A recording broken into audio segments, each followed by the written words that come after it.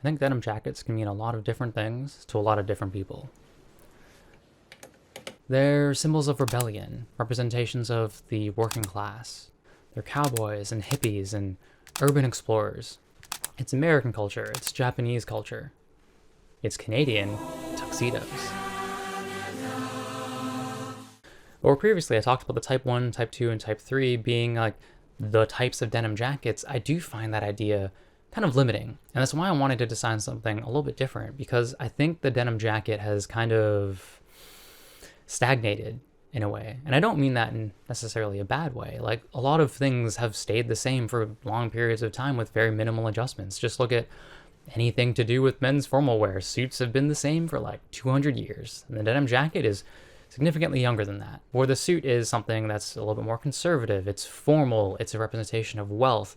The denim jacket's been the exact opposite, and it's interesting to me that it's been subject to the same lack of change as something that we would consider associated with so many radical things. I don't think that I'm changing anything huge with this jacket. I just wanted to try something new, to express that maybe we don't need to do something the same way all the time. And for something that's historically been designed to be accessible and durable, that maybe we could still introduce a little bit of kind of interesting detail to it, something a little bit more tailored, perhaps. And that's what I wanted to do here. I took a lot of details that we might associate more with something like, you know, suiting, tailoring, more kind of like formal wear, something that's a little bit more also shapely to the body. Like, suit jackets have chest darts, articulated sleeves, things that fit very closely to the human body. And even though a lot of like looser styles of suit jackets exist, they're still more shapely than like your standard American trucker jacket. Maybe the beauty of its popularity is its simplicity, but I think we can keep the simplicity and add just a little touch of different things to it. And the way that I decided to express that in this jacket was taking a couple of those details. So I did hand-tailored buttonholes, which initially for me were something that I did because I didn't like machine buttonholes, like sewing machine buttonholes, the zigzags with tacks at the end. I think an actual proper chain stitch buttonhole is a beautiful thing in its own right, but since I don't have a chain stitch buttonhole machine, I have to work with what I have. And then I decided to express that not only in doing something hopefully done well and done by hand, but I extended that idea as well into holding down the pleats with a continuation of that buttonhole. When I say pleats, I mean the pleats on the front of the jacket. It's something we only see on type 1s and type 2s. And I find that kind of limiting because they've almost as a style just been associated with vintage. I think we could bring those styles, the pleats on the front and the belt on the back, into something of more of a modern look, because it was made to be versatile. It was made to be adjustable. And to start that process, I'm placing the front piece next to the fabric edge with notes for how much allowance I'll need for the placket and each pleat, marking each line with chalk, though the lines for the pleats will be moved so they don't overlap. Then I'm tracing out the rest of the front piece and adding a 1 centimeter seam allowance. The seam allowance at the curve of the armhole is made up of a series of connected dashes so that I can follow the curve closely. It's not perfect, but it doesn't need to be. And the one other detail that I pulled, not really from suiting, but I guess almost from like dress shirts, was putting the back yoke on the bias, essentially like on the diagonal, because it's not a stretch fabric, it's 100% cotton, but when you have something on the bias, the diagonal thread structure allows it to kind of pull open in a roughly stretchy way, and that makes the back feel very mobile to me. The yellow denim jacket I didn't have that, because it's not stretchy in that way and the seam is so thick. It can feel actually a little restricting, because at the end of the day, all the pieces that I design I want to be functional. I don't like the idea of like super restrictive clothing. Even if it's slim, there's ways to make it movable. You know, you don't have to throw spandex into something to make it comfortable. I think there's good elements of design that you can use to make non-stretch clothing just fit and move better. Once I've traced half of the back piece, I'm moving the piece over to the other side to add a room for pleats. This works for flexible case home patterns like mine, but wouldn't really be appropriate for a mass manufactured piece. Which brings me to kind of the next tailored detail that I introduced, the belt on the back. Now, on type 1s, traditionally, the belt on the back is a cinch buckle, and those things exist in tailored garments as well, something like the back cinch on a pair of old school trousers. And although on my yellow denim jacket, that is just what I decided to do in a bit more of a tailored design than the normal straight bar that we see on a type 1, I still wanted to do something different with this. And that's actually where I incorporated the painting on the back as well. It's a hand with 10 fingers on it, and I didn't want it just sticking out of the middle of nowhere. So I thought the belt is something that I could adjust. And I took a belt design you'd normally see more on like an overcoat, a solid single strip that goes across the entire back. And that way the hand could come out of it, so the wrist isn't just floating in the middle of nowhere, but I still get the belt as you would on Type 1, even though it looks a little different. But now it's a belt that looks something more like what you'd see on an overcoat. I thought all those things just worked together so well that a little bit of history, a little bit of tailored details, and a little bit of artistic expression allowed me to create something that's entirely unique in my opinion. The width of the belt is taken from the back pattern, so that way I have the width I would need without the added material for the pleats. And it sits at the height of around the small of my back. Then I'm placing the back pattern piece over the fabric and tracing the allowance for the pleats on the sides.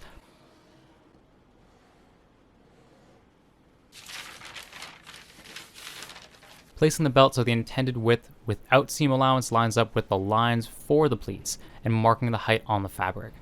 Then I'm placing a line on the outside of the fabric to mark the bottom of the painting. The link is in the corner if you'd like to see the full video on the painting and me discussing where the image comes from.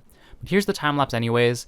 It's from a manga called Me and the Devil Blues, which is based on the life of Robert Johnson, the real life blues guitarist who, legend has it, sold his soul to the devil to become a blues master.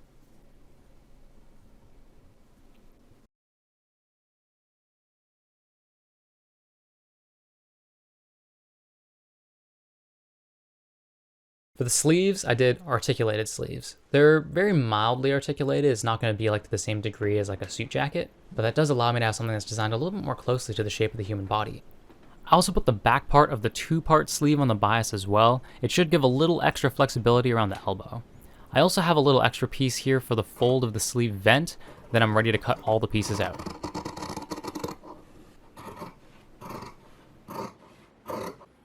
On the front piece, I'm marking out the spaces between the pleats. They're 1 centimeter deep, so I need 2 centimeters of allowance for each pleat, and then a 1 centimeter between the two pleats so they don't overlap. To prep for the construction, I'm basting the front body to the front yoke. The first one was a little longer than necessary, but the longer lines will help prevent things from shifting, so it's not a total loss. I did another basting stitch just before where the pleats will start. The mark on the yoke was slightly off, but the mark on the front body is more important, so I made sure to catch that one. I'm then folding over the pleats and stitching them down to hold them in place, so that way they're next to each other without overlapping, and so that they also won't shift when I start stitching the pieces together. Then I fold the yoke back over, stitch them together, and we're good to go to get started sewing. And then to hold it together, of course, I use a chain stitch. And I say of course because if you watch my other videos, I am just like obsessed with getting the chain stitch in literally every single thing that I do. But it is a historical detail of denim construction, and it is the very first way that sewing machines were actually able to function was with the chain stitch. So it's a little bit of history, it's a little bit of workwear because most denim is constructed with a chain stitch still to this day. And unlike my previous denim projects, this one I did actually use a very thick thread, something that stands out a little bit more. I knew I wanted to use a thicker thread, but I didn't necessarily know at first that I wanted it to be in white. I did a couple tests by doing things like buttonholes and straight stitches on just some of the black fabric. And I really liked the way the white buttonholes looked as opposed to the black. And since the hand on the back is painted in white, I kind of thought having like the whole jacket have this kind of black and white aesthetic to it could be really cool. And most denim jackets are kind of constructed with a very heavy contrast stitch anyways, so to me it kind of seemed like a little bit of a best of both worlds scenario. To finish the front, I'm making a line on the front of the fabric, which is where the fabric edge will sit underneath. Then I can follow that line, get a straight line with the sewing machine, and ensure that I'm catching the edge underneath.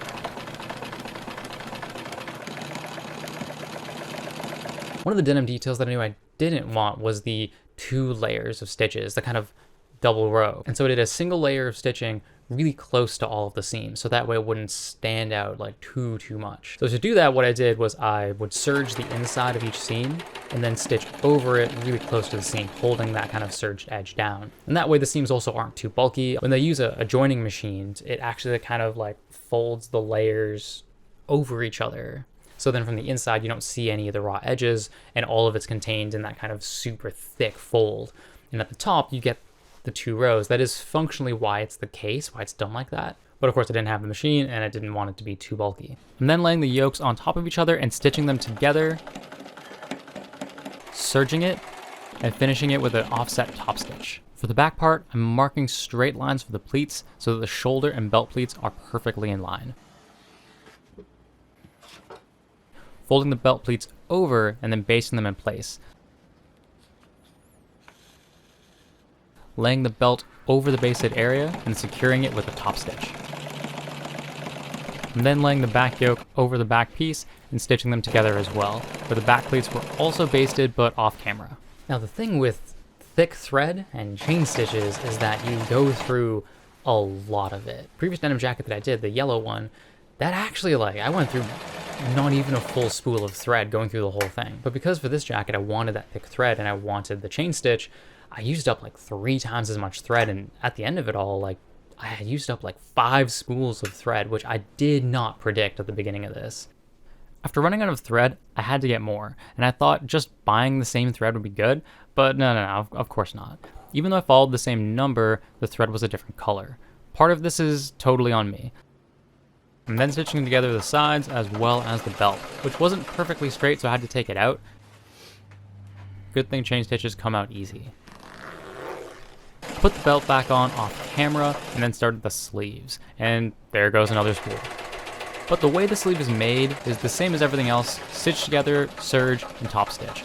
But for the sleeve vent, where the opening of the cuff will go, we need to finish it differently.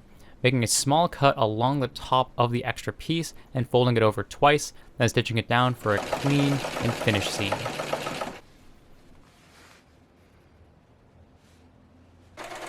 Closing off the sleeve is tricky, so for the top stitch, I'm almost threading the sleeve over the arm of the machine and stitching it in small bursts. There's a special machine for this which I do not have, so while this works, it's not ideal and difficult to keep straight and puts a lot of strain on the seam, leading to some exposed interior threads. To attach the sleeve to the jacket, I'm sewing them together starting from the armpit seam so that it's aligned from the outside, and then I'm top stitching around the body of the jacket so the bulk of the seam isn't in the arm.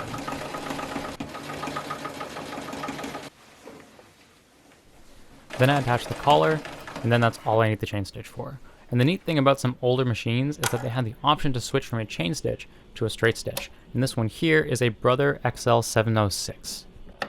So here for the interior facing stitches, I'm switching to that more off-white thread and loading a bobbin with that off-white thread as well. This special stitch plate and chain stitch looper are what allow the machine to do the chain stitch. And by taking those out and putting in a bobbin thread, it returns to its normal straight stitch. The machine comes with a case for the looper and plate, so we just put those back in. Now you have to take very good care of vintage machines, so tuck them in under a pillow, put a little fabric over them like a blanket, and there once was a very tall king who sat atop a very tall throne in a very tall castle at the top of a very tall hill. Then I'm sewing the pocket together with a straight stitch, including the top stitch, since chain stitches aren't very good with curves and corners.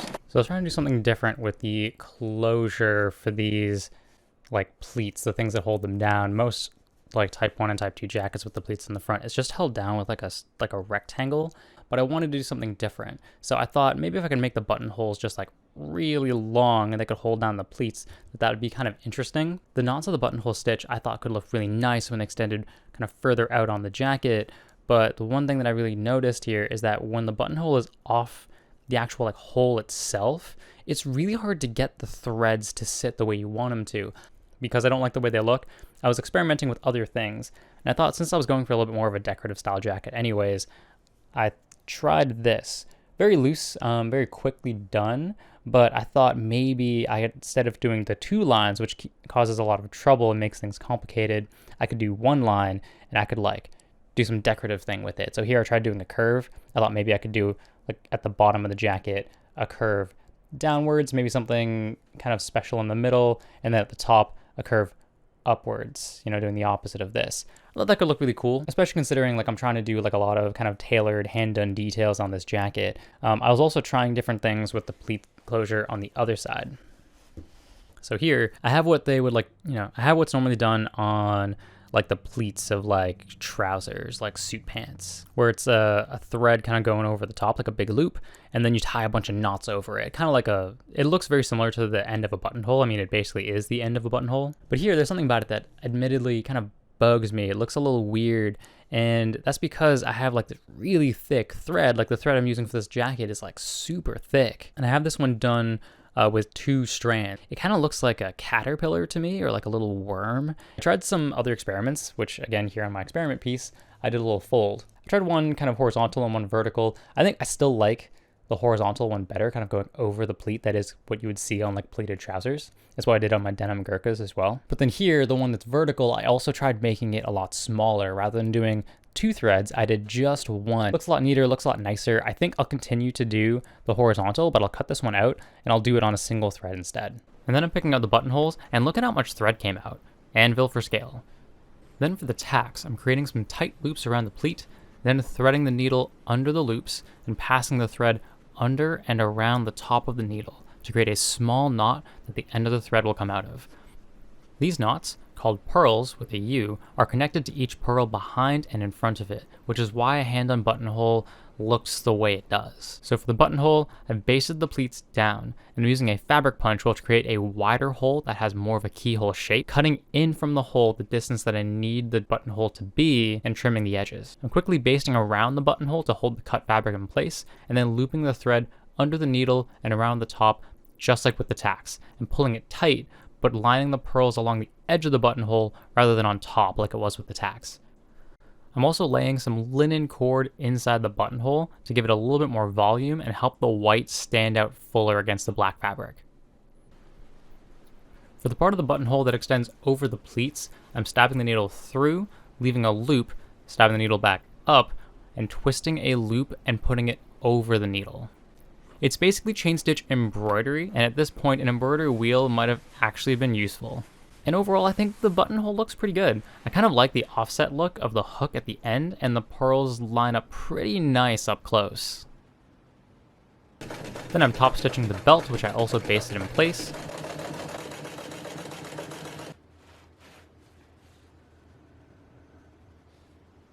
And there goes another spool. Top stitching the cuffs, and then the collar.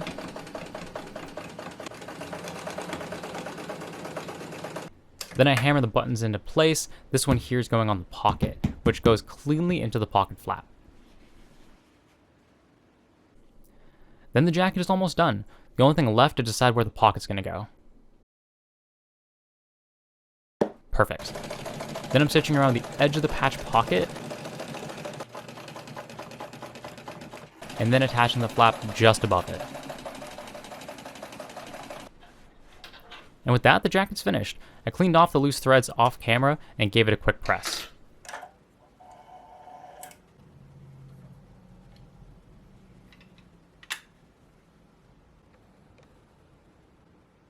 And most denim jackets that I see aren't very aggressively tapered. Maybe some women's designs are, but all the men's patterns that I looked at online, and maybe it's also that I'm looking at the free available patterns, they're all pretty like straight cut. So on mine, I put a little bit of a taper and having them extend out at the bottom belt. And by having pleats in the shoulders that go into the belt creates that kind of action back, something you'd see more on like an old school overcoat. I decided to, at the end of the buttonholes, kind of curve them in a way. I didn't like them ending perfectly straight, so I just kind of did like little designs. It doesn't really mean anything. I think every time I've shown this jacket to someone, they've asked like if it means something. It doesn't. I just thought it looked cool. But to me, it does kind of mesh well with the idea of like, you know, like Western wear being very embellished. They often have like wilder shapes and pointed pockets and chain stitch embroidery, and all those details I thought could be really cool. And I thought if I did a little bit of embroidery on this, maybe it could look cool as well. I think the one thing that I'm not super happy with was my choice of buttons.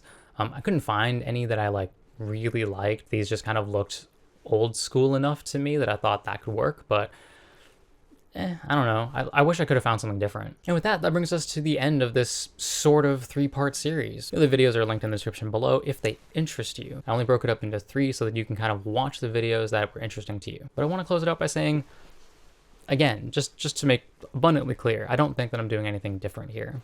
Everything that I've done has been something that I've seen somewhere else, but I don't know that I've ever seen them all done together in this way. And that to me was what made the idea of this project so appealing to me. Doing a bunch of details all together in one piece. The articulated sleeve, I think I've seen on like women's denim jackets, but never on men's. And I wanted to introduce that as an idea, maybe to somebody out there who wants to try something new. The articulated sleeve, tacks that hold down the pleats, none of those are new concepts. In fact, they're quite old, but like I find it interesting in a way that I can pull all these details from old existing things and still create something entirely new. I think that does kind of speak in an interesting way to the way that we kind of think about like fashion design and companies these days. Is we think they're doing new things, but as far as I'm concerned, most of the stuff we've done in fashion has just been done already, all in different ways. But it could entirely be wrong, and that's kind of the point, is that there's so many things happening out there with clothing and fashion, people doing all sorts of interesting things, and I want to capture as much of that as I can. None of these things are new, but maybe they're all new together. And that's kind of what brings me full circle to what I was talking about at the beginning, because denim jackets can be anything. You know, as much as I might have complained a little bit about type 1, 2, and 3 being a limiting idea, this doesn't fit into any of those categories. But in a way, I don't think anyone would look at this for a second and not say that's a denim jacket, because it's such an open template. It can mean anything to anybody, and at least to me, this jacket means a lot. It's a form of expression. It's a bunch of different things all rolled up into one, and very much just 100% a denim jacket. I mean, like, you know, technically it's canvas, but we're going to ignore that fact.